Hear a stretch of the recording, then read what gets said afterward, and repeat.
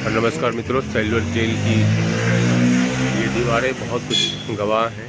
आज मेरा सौभाग्य है कि इस पुण्य भूमि पर मैं अपने कदम रख रहा हूँ। उस स्थान को देखने का सौभाग्य जिसमें महान स्वतंत्रता संग्राम सेनानी वीर सावरकर और उनके जैसे तमाम लोग जिनके नाम को हम परिचित नहीं, जिनके नामों से हम परिचित नहीं हैं, लेकिन आज़ादी के इस पुण्य यात्रा में उन्होंने अपना सर्वस्व न्यौछावर किया। तो इस पुण्य भूमि पर हम आकर अपने आप को गौरवान्वित महसूस कर रहे हैं, सौभाग्यशाली महसूस कर रहे हैं। उसकी एक झलक सेल्युलर जेल ब्रिटिश राज्य की बर्बरता पर अनकही यात्राओं की स्मृति व उसके विरोध में निर्भीक क्रांतिकारियों की साहसिक अवज्ञा का मुख्य साक्षी कारागार है। यह नाम सेल्युलर जेल इसकी विशिष्ट 13.6 × 7.6 इंच माप की 698 काल कोठरियाँ 698 काल कोठरियों के अनुरूप दिया गया है। इसका निर्माण अक्टूबर 1896 को प्रारंभ होकर सन 1906 में 5,17,352 रुपये की अनुमानित लागत से पूर्ण किया गया। स्वतंत्रता संग्राम के सेनानियों के उनके सम्मान के लिए सम्मानार्थ सेल्युलर जेल को भारत के भूतपूर्व प्रधानमंत्री मोरारजी देसाई के कर कमलों द्वारा 11 फरवरी 1979 को 1979 को राष्ट्र को समर्पित किया गया। यह राष्ट्रीय स्मारक भारत के गौरवशाली इतिहास का ज्वलंत प्रतीक है।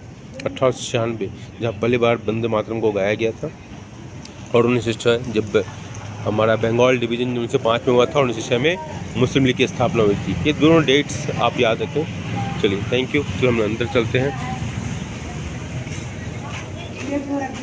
यहाँ पर इंट्री गेट पर इन्होंने चेक किया, वेरिफिकेशन किया कि सही लोग हैं या नहीं हैं। चलिए, और यहाँ पर म्यूज़ियम है जिसका हमने वीडियो पहले ही बनाया हुआ था। इसमें वो बोर्ड पर वो सारे जितने भी स्वतंत्रता संग्राम सेनानी हैं उनके नाम लिखे हुए हैं, उनकी यादों को सजाया गया है। और फिर हम एंट्री करते हैं तो ये सारा डिटेल आप देखें, उसकी सारे इन्फॉर्मेशन दिए गए हैं। गाइडलाइंस फॉर द विजिटर्स, क्या क्या गाइडलाइंस हैं, और यहाँ पर उसकी एक जो पूरा मैप जिसको कहते हैं ना, वो मैप यहाँ दिया गया है। एंट्रेंस से जस्ट राइट साइड ये सारी चीज़ें दी गई हैं।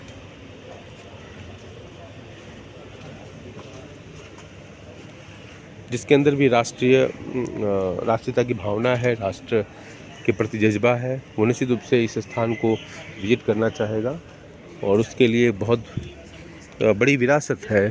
तो जिस एंट्रेंस के बाद अंदर आते ही ये एक व्यू है जिसको हमने लेने का प्रयास किया गया है। यहाँ पर जिस लाइक आपने देखा होगा अमर जवान ज्योति, तो यहाँ पर हमेशा एक ज्योति जलाई जाती है और यहाँ पर राष्ट्रपिता के द्वारा जो कहे गए शब्द हैं उसको लिखा गया है।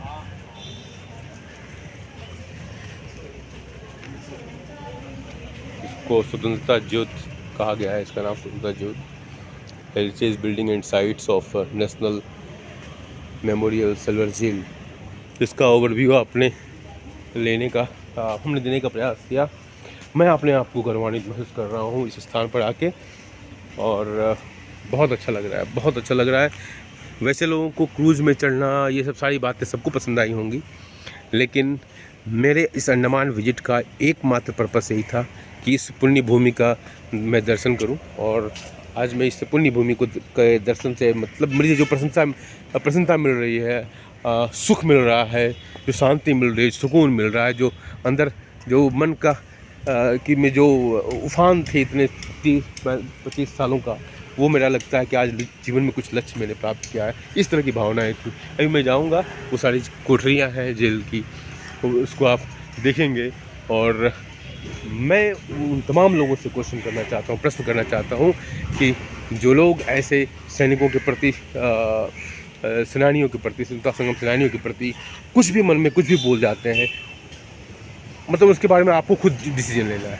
मैं आपको जब इनका दिखाऊंगा, प्रथम स्वतंत्रता संग्राम 1857 के वीरों और भारत के उन सब बहादुर सुपुत्रों की स्मृति में जिन्होंने अपनी प्रिय मातृभूमि की स्वतंत्रता हेतु अपने अनवरत संघर्ष के दौरान इन द्वीपों में कारावास तथा यातनाएं भोगी। मुझे बड़ा अफसोस होता है इस बात को लेकर कि इन वीर सैनिकों के बारे में जितनी चर्चा होनी चाहिए थी हमारे यहाँ किताबों में, उतनी नहीं होती। एक बेचैनी की तरह एक महसूस होता है कि क्या हम अपने राष्ट्र सपूतों को इतना सम्मान दे पाए। इस प्रश्न पर विचार करने की ज़रूरत है, क्योंकि मेरा मानना है कि एक देश महान देश तभी बनता है जब अपनी धरोहरों का सम्मान करे, जब अपने विचारकों का सम्मान करे, जब अपने पूर्वजों का सम्मान करे। तो आज जब मैं यहाँ पर आया हूँ तो अपने अंदर जो मेरे अंदर भावनाएं थी वो सब भावनाएं निकल रही हैं। जो उत्साह मुझे मिल रहा है, मैं उसको शब्दों में बयान नहीं कर सकता हूँ। चलिए हम आगे बढ़ते हैं।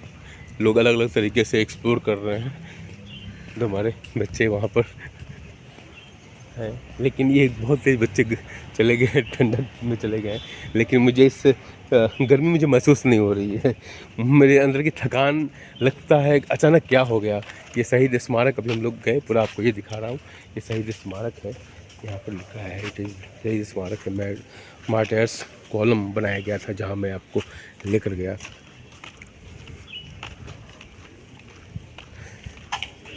पीपल का पेड़, ये भी अपनी विरासत का बहुत बड़ा हिस्सा है। यह पीपल का पेड़ अपनी मातृभूमि के लिए अपने जीवन को न्यौछावर करने वाले वीर स्वतंत्रता सेनानियों के कष्टों और बलिदानों का वर्षों तक मुख दर्शक रहा है। एक घनघोर बारिश के दौरान अर्थात 28 जून 1998 की काली रात को यह अपनी जड़ों से उखड़कर प्रशासनिक भवन की दीवार पर जा गिरा। काफ़ी सघन और मजबूत प्रयासों के बाद उसी जगह पर इस वृक्ष को थोड़ा काटने और छाटने के बाद पुनः स्थापित कर लिया गया, ताकि ये ऐसा इस करने का पर्पस ये था कि बाकी सारी चीज़ें तो टूट फूट के इधर उधर हो सकती हैं, लेकिन ये जीवंत सजीव जो है वृक्ष, उसकी निशानी रहे, उसका मुख, उसको देखने वाला मुख दर्शक जिसको कहते हैं, बोल नहीं पाता है लेकिन सजीव है।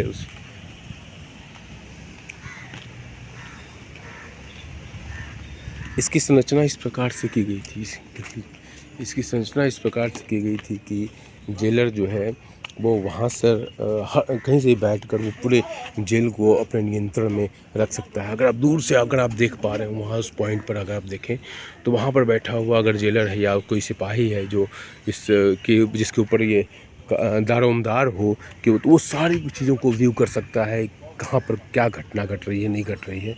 और आप देख लीजिए यार, तो मैं एक तरफ से आपको दिखाऊंगा, पहले यहाँ देखें क्या लिखा हुआ है। कृपया स्वतंत्रता सेनानियों के सम्मान में शांति बनाए रखें। बिल्कुल ये मेरी आवाज़ है, ये इस भावनाओं को, मेरी भावनाओं को स्वतंत्रता संग्राम सेनानी समझ रहे हो।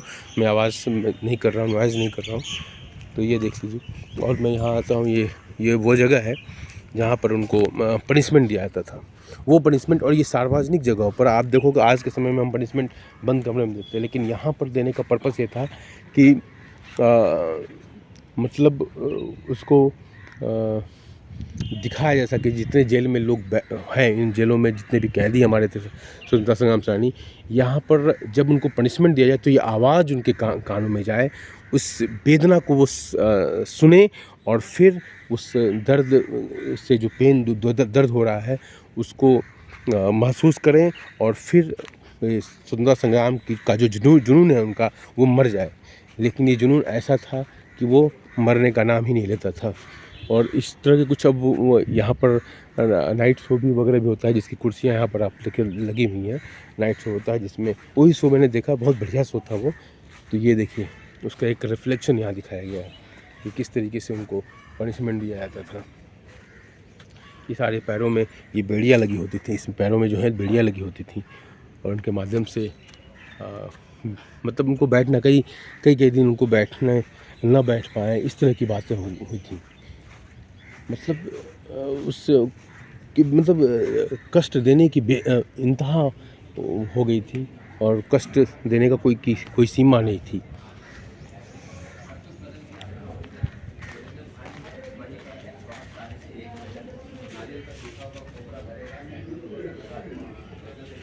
कार्यशाला सिल्वर जेल में बंदियों से विभिन्न प्रकार के कार्य जैसे तेल निकालना, रस्सी बनाना, नारियल के छिलके कूटना आदि के लिए हर 2 ब्लॉक के बीच एक कार्यशाला का निर्माण किया गया था।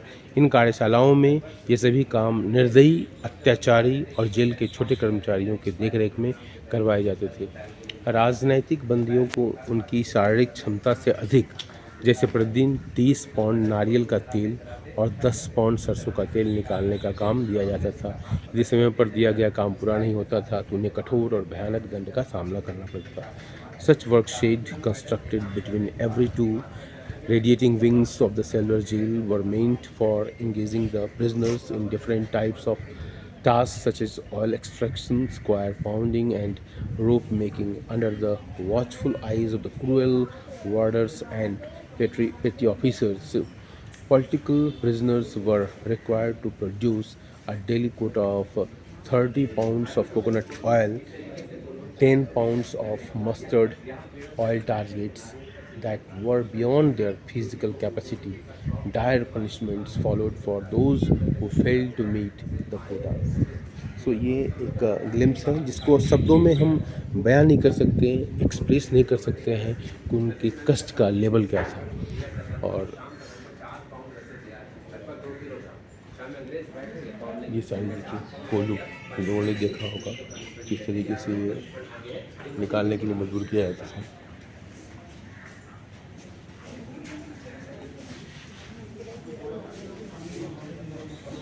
ये कोकोनट पहले फाड़ो, कोकोनट से तोड़ा, कोकोनट से ऑयल, फिर निकालना। ये तो एक मतलब रेप्लिका बस बनाया गया है क्योंकि अब ओरिजिनल को दिखाया नहीं सकता। चढ़ाने के बाद पाँव को ब्लॉक करेंगे, टिकटिकी ताकि मारते वक्त फ्रीडम फाइटर इधर उधर नहीं गिर पाए। फिर एक पतला सा टॉवल गीला करके पहनाते थे बैक साइड, वही मारते थे चाकू से, वहाँ मारे तो चमड़ी उधर जाता, खून के फव्वारे निकल जाते थे। फिर फ्रीडम फाइटर न बैक करके नसल सके। मारने वाले इनके ही था। इस जेल में फ्रीडम फाइटर्स भी आते थे, नॉर्मल क्रिमिनल भी आते थे, चोर डाकू सब। तो उनमें से जो हट्टा मुस्टंडा होता था दिमाग से ना फरकिया 40 उनको रोज काम करते थे। किसी को बना देंगे हेडिंग ऑफिसर, किसी को वार्डर, तो किसी को जमादार। उनका ये फायदा होगा, खाना बढ़िया मिलेगा, मार खाने का जरूरत नहीं, हाथ बंद करने का भी जरूरत नहीं।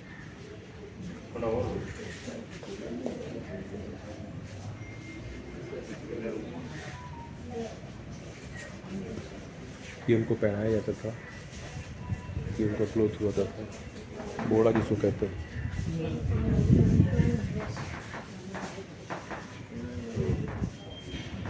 ये सारे मॉडल है, इसमें कुछ भी ओरिजिनल है। जो फ्रीडम फाइटर पहला बार अपना काम पूरा नहीं कर पाते थे, उनको एक हफ्ते के लिए कोर्टरी के बाहर दीवार में एक लोहे का रिंग लगा होगा, उसमें हथकड़ी में रखेंगे, उसको बोलते हैं खड़ी हथकड़ी। एक दिन में 8 घंटा हथकड़ी में रखेंगे। फिर अगला पनिशमेंट है 2 दिन से घोड़े का बना हुआ 10 ग्राम। ये करने तो गर्मी ज़्यादा लगेगा, शरीर खुजलाता रहेगा। फ्रीडम फाइटर यूनिफॉर्म, एक कुर्ता, एक हाफ पैंट, गले में होगा लोहे का रिंग, लोहे का प्लेट, आइडेंटिटी, लिखा होता था कितने साल से कितने साल का सजा दिया जेल का नंबर।